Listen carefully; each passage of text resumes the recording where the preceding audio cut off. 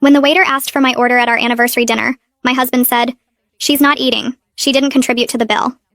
"I'll have water," I said to the confused waiter while my husband Paul handed back my menu to him without letting me look at it. We were at the steakhouse he'd picked for our 10th anniversary, and he'd made reservations without telling me there would be conditions attached. The waiter stood there awkward, holding his pad. "Ma'am, would you like to see the menu?" Paul answered for me. "She's fine. I'll have the ribeye medium rare with loaded potato." He ordered a $100 meal while telling me I couldn't eat. "Sir, is the lady not dining?" The waiter looked concerned. Paul smiled like this was normal. "She didn't bring any money, so she doesn't get to order. That's how restaurants work, right? You pay, you eat." He said it loud enough for nearby tables to hear. An older couple looked over shocked. "Paul, please. It's our anniversary." He laughed and showed the waiter his phone. "Look at our bank accounts. Hers has $14. Mine has $12,000. He'd separated our finances 6 months ago without discussing it. She wants to be independent so she can independently pay for her own meals. The waiter shifted uncomfortable. "I could bring some bread for the table." Paul shook his head. "Bread is for customers. She's just sitting here." He turned to me. "You should have thought about dinner before you quit your job."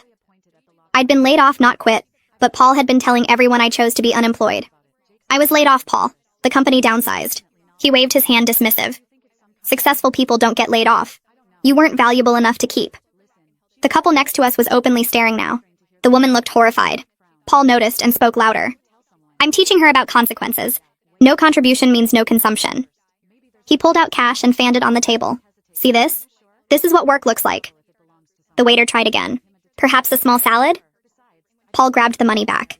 "Did you not understand? She has no money means she gets no food. It's simple economics." He looked at me.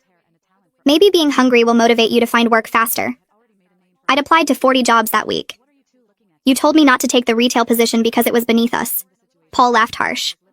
"That was before I realized you're professionally worthless. Now any job would be an improvement." The woman from the next table walked over. "Excuse me, miss, would you like to join us? We have an extra seat." Paul stood up angry. "She's my wife. She sits with me." The woman looked at him disgusted. "You're starving your wife in public." Paul pulled out his phone again. "I'm teaching financial responsibility."